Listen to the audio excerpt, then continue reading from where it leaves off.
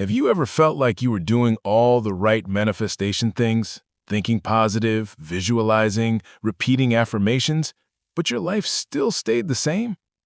That is where a lot of people get frustrated, because after a while, they start asking a real question. Is manifestation actually real, or is it just another comforting idea people use to feel better? According to Dr. James Doty, manifestation is real, but not in the way most people think. It is not magic, it is not passive wishing, and it is not about sitting around hoping the universe delivers everything to your door. It is a process tied to how your brain works, how your emotions shape your behavior, and how your internal state affects what you notice, what you believe, and what you actually do. Dr. Doty is a neurosurgeon. He is also an author and speaker who has spent years studying the connection between the brain, compassion, attention, and human potential. His view is simple. Manifestation is already happening every day. The real question is this: are you doing it consciously or unconsciously? Because whether you realize it or not, your mind is always shaping your reality, not by bending the laws of physics with thought alone, but by directing your attention, your emotions, your expectations, and your actions. And that changes more than most people realize. A lot of people confuse manifestation with the old law of attraction model. Think hard enough, feel good enough, picture it enough, and somehow it appears. That version sounds good, but for a lot of people, it leads to disappointment because they keep trying to force outcomes without understanding the system underneath. Dr. Doty takes a different route. He says manifestation becomes more effective when you understand the brain behind it. Your brain is filtering massive amounts of information every second. Most of it never reaches conscious awareness. So if you do not have a clear intention, if you do not regulate your emotions, if your inner world is still running on fear, shame, and old beliefs, then your life gets shaped by old programming, and old programming creates old results. That's why so many people say they want something new while still repeating the same emotional patterns. They want love, but expect rejection.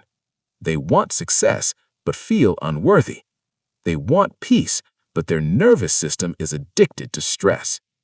That gap matters, because your subconscious mind does not respond to what you casually say you want. It responds to what you repeatedly feel, what you deeply believe, and what you rehearse over and over. That is where manifestation either starts working or falls apart. One of the biggest ideas in Dr. Doty's message is this: fear blocks manifestation. Love opens it. That may sound spiritual, but the neuroscience behind it is very real. When you live in fear, insecurity, shame, or chronic stress, your body shifts into survival mode. And when you're in survival mode, your brain becomes narrower. You stop seeing possibilities. You become reactive. You focus on danger, not opportunity. You protect, you defend, you contract. That state kills creativity. It kills flexibility. It kills clear decision-making. And it makes it much harder to build the life you say you want. But when you shift into states like compassion, gratitude, openness, safety, and love, your brain works differently. You think more clearly. You connect better with people. You notice more opportunities. You become less trapped by old fear loops.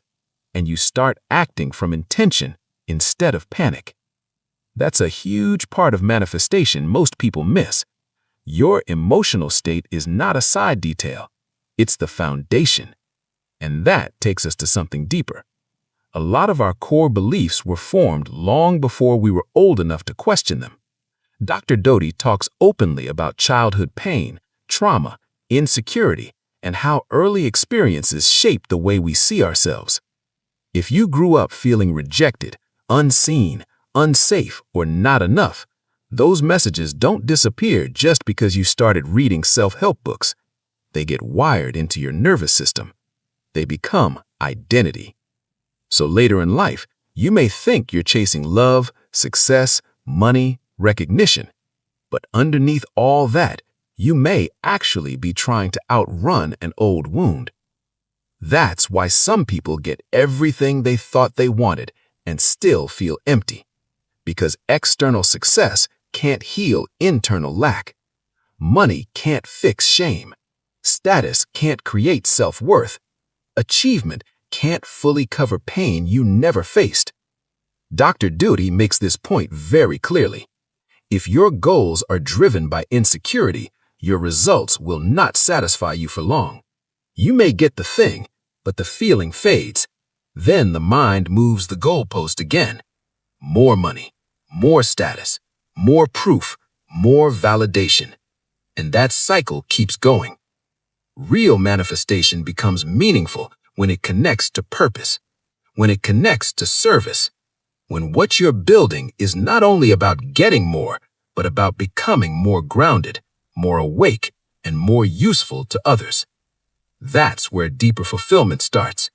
Not in ego, in alignment. Now this is where the neuroscience gets really interesting. Dr. Doty explains that intention matters because the brain pays attention to what you repeatedly mark as important. So if you write down an intention, visualize it, feel it emotionally, and return to it often, you strengthen neural pathways connected to that intention. You're telling your brain, this matters. And once that happens, your brain starts filtering differently. You notice patterns you ignored before. You see opportunities that used to disappear into the background. You meet people, hear ideas, spot openings, and sometimes it feels like synchronicity. A lot of people call that luck. Sometimes it looks like luck. But often, it's the brain becoming more selective, more aware, and more ready to act. That doesn't make synchronicity fake. It makes it functional. You're not passively waiting for reality to rescue you. You're training your mind to recognize what aligns with your intention. And then you move. That action part matters. Manifestation without action is fantasy. Manifestation with aligned action becomes powerful. Dr. Doty also talks about something many people need to hear. The world will often try to define you before you define yourself. People project their limitations onto you. Systems underestimate you. Old labels follow you around. You're not smart enough, not talented enough, not connected enough, not the kind of person who gets that kind of life. He lived that, and he still became a neurosurgeon. That matters, because it proves that your current identity is not fixed. Your past is not your final shape, and other people's opinions are not a prophecy. You can interrupt the script. You can build a new one. But usually, that doesn't happen in one giant dramatic breakthrough. It happens through small, repeated steps. This part is huge. Most people fail change because they try to transform their whole life in one burst of motivation. That almost never lasts. Calm. Dr. Doty emphasizes small habits, small wins, tiny acts of discipline, small proof that you can trust yourself. That's how confidence grows, not through hype, through evidence. You keep one promise to yourself, then another, and slowly your nervous system starts learning something new. Maybe I can change. Maybe I'm not stuck. Maybe I can become the kind of person who follows through.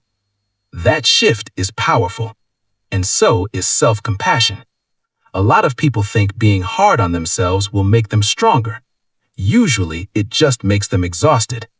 Self-attack creates more fear. Fear creates more paralysis. Dr. Doty points the other way. Kindness to yourself improves your physiology. It calms the body. It supports better thinking, and it creates the emotional safety needed for growth.